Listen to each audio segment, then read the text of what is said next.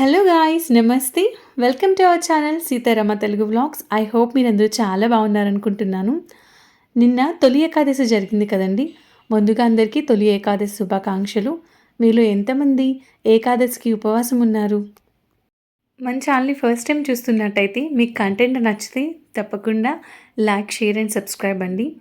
తొలి ఏకాదశి రోజున ప్రసాదం చేసే ఓపిక లేకపోతే కనీసం ఇలా జొన్న పిల్లలు ఖచ్చితంగా నైవేద్యంగా దేవుడికి పెడుతూ ఉంటాము.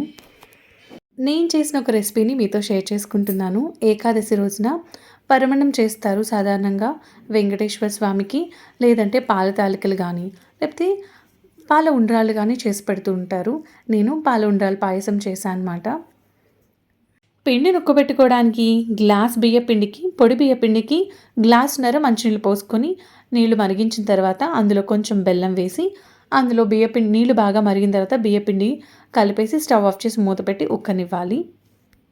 బియ్యానికి ఎసురు పెట్టినట్టు గ్లాస్ బియ్యపిండికి 2 గ్లాసులు నీళ్ళు పోసారనుకోండి, పేస్ట్ లాగా అయిపోతుంది. అది ముద్దలాగా అయిపోతుంది. ఉండ్రాళ్ళలాగా ఉండవు. తాలికలకైనా ఉండ్రాళ్ళకైనా ఇదే కొలతతో వేసుకుంటే చక్కగా వస్తాయి. ఉభయ గోదావరి జిల్లాల్లో కొత్తగా పెళ్ళైన పెళ్లి కూతురు వాళ్ళు పెళ్ళికొడుకు వాళ్ళ ఇంటికి బెల్లం తాలికలు కానీ, లేదంటే ఇలా పాల ఉండ్రాళ్ళ పాయసాన్ని, పరమన్నాన్ని, కొన్ని రకాల స్వీట్స్ని తొలి ఏకాదశి రోజున పంపిస్తారన్నమాట. కొంచెం చల్లారుతున్న తర్వాత, అంటే వేడిగా ఉన్నప్పుడే మరీ చల్లారకుండా బాల్స్ చేసుకోవాలి. సాధారణంగా జీవితంలో ఒక్కసారే పెళ్ళికూతుర్ని పెళ్ళికొడుకుని చేస్తారు. మళ్ళీ ఆచారం ఉంటే, సాంప్రదాయం ఉంటే షష్ఠిపూర్తిలో చేస్తారు అనుకుంటారు. కానీ గోదావరి జిల్లాలో కొత్తగా పెళ్ళైన వాళ్ళు ఆషాఢంలో విడివిడిగా వాళ్ళ పుట్టింట్లో ఉంటారు కదండి. అప్పుడు వాళ్ళని మళ్ళీ పెళ్ళికూతుర్ని పెళ్ళికొడుకుని చేసి చాలా సాంప్రదాయంగా పెళ్ళప్పుడు ఎలా అయితే చేసి తాంబూలాలు, వాయినాలు ఇచ్చుకొని చేస్తారో సేమ్ అలానే చేస్తారు ఇప్పుడు కూడా.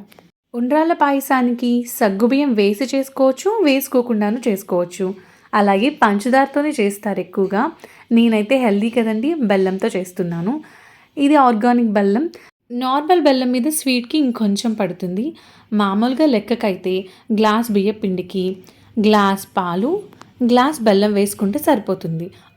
అర గ్లాసు నీళ్ళు, పావు గ్లాస్ సగ్గుబియ్యం వేసుకుంటే చాలా సింపుల్గా ఉండ్రాలు చేయడానికి కొంచెం టైం పడుతుంది, కానీ కమ్మనైన టేస్టీ పాయసం రెడీ అయిపోతుందండి. ఉండ్రాలు చేతికి అంటుకోకుండా బాగా రౌండ్గా నైస్గా రావాలి అంటే నీళ్ళు మరుగుతున్నప్పుడే, లేదంటే బియ్యపిండి ఉక్కబెడుతున్న టైంలోనన్నా ఒక స్పూన్ నెయ్యి వేస్తే చాలా సాఫ్ట్గా చేతికి అంటుకోకుండా చాలా బాగా వస్తాయి. ఉండ్రాలు వేసిన తర్వాత కుతుకుతా కొంచెం సేపు ఉడికిన తర్వాత స్టవ్ ఆపేసి ముందుగా కాచి చల్లార్చిన పాలను వేడిగా ఉన్న ఉండ్రాళ్ళలోకి వేసానండి. ఒకటి మనం చేసుకున్న బెల్లం బేస్ కానీ, షుగర్ బేస్ కానీ చల్లారాలి, లేదంటే పాలన్నా చల్లారుండాలి. పాలు చల్లారడం అయితే ఈజీ కదా. ముందుగా పాలు కాచి చల్లార్చేస్తే ఇందులో యాడ్ చేస్తే సరిపోతుంది. దేవుడికి తీసి నైవేద్యం పెట్టేశాను. ఇది టేస్ట్ చూడడానికి వేస్తున్నాను బౌల్స్లోకి. ఉండ్రాళ్ళ పాయసం చాలా బాగా కుదిరిందండి. మీరేం చేశారు దేవుడికి నైవేద్యానికి? మనకి ఏం చేసే ఓపిక లేదనుకోండి, ఒక కొబ్బరికాయ కొట్టి, అరటిపళ్ళు పెట్టి, కనీసం చిన్న బెల్లం ముక్క పెట్టి దండం పెట్టుకున్నా సరిపోతుందంట. మన ఓపిక, పరిస్థితులు అన్నీ దేవుడికి తెలియనివంటారా చెప్పండి? కట్ చేస్తే ఇది టీటీడీ దేవస్థానం హైదరాబాద్ జూబ్లీ హిల్స్లో ఉందండి. ఇది ఇంచుమించుగా నెలన్నర ఆ క్రితం వెళ్ళింది, ముందు ఎప్పుడో వెళ్ళింది. బ్రహ్మోత్సవాలు జరిగాయి, అప్పుడు వెళ్ళినప్పుడు చిన్న క్లిప్స్ తీసాను అంతే అండి. క్రౌడ్ చాలా ఎక్కువ ఉంది. మండపం అంతా పచ్చి పూలతో, చుట్టూరు ప్రాంగణం అంతా ఇలా లైటింగులతో చాలా శోభాయమానంగా, చూడడానికి చాలా ఆహ్లాదకరంగా బాగుంది. ఫుల్ క్రౌడ్ ఉన్నారండి మేము వెళ్ళిన రోజున. నాకు తెలిసి హైదరాబాద్ చుట్టుపక్కల ప్రాంతాల్లో ఉన్నవాళ్ళు, హైదరాబాద్లో ఉన్నవాళ్ళు మొత్తం అందరూ చూసేసే ఉంటారు ఈ టెంపుల్ని. కొండ మీద ఉంటుందండి గుడి. ఇలా లైటింగ్స్తో దశావతారాల్ని పెట్టారు. చాలా బాగుంది చూడడానికి. ఇక్కడ ప్రత్యేకంగా కొబ్బరికాయలు కొట్టుకోవడానికి, దీపాలు వెలిగించడానికి, తులసిమాల సమర్పించుకోవడానికి ఉంది. అందరూ కోలాటం ఎంత చక్కగా చేశారో అండి. యాక్చువల్లీ లోపలికెళ్ళి లోపల ప్రాంగణంలో వీడియో తీయొచ్చు కదా అనుకున్నాను. లోపల చూసారు ధ్వజస్తంభం ఫుల్గా పచ్చిపూలతో డెకరేషన్ చేసింది.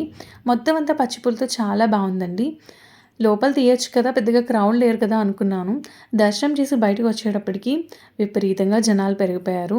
వీడియో తీసేంత తీరిక కానీ అసలు ఛాన్స్ లేదు.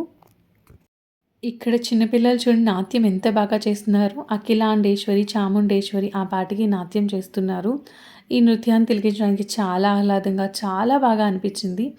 ఆ మధ్యలో ఉన్న గ్రీన్ డ్రెస్ పాప, ఆ వెనకాలున్న పాప అసలు ప్రతి చేసిన ఐదుగురు కూడా ఎక్స్‌ప్రెషన్స్ గానీ, కళ్ళు గానీ, వాళ్ళ చేతులు హావభావాలు అన్నీ చాలా బావున్నాయి. ఈ వీడియో ఇంతేనండి. మళ్ళీ మంచి వీడియోతో మీ ముందుకొస్తాను. Thank you so much for your love and support అండి.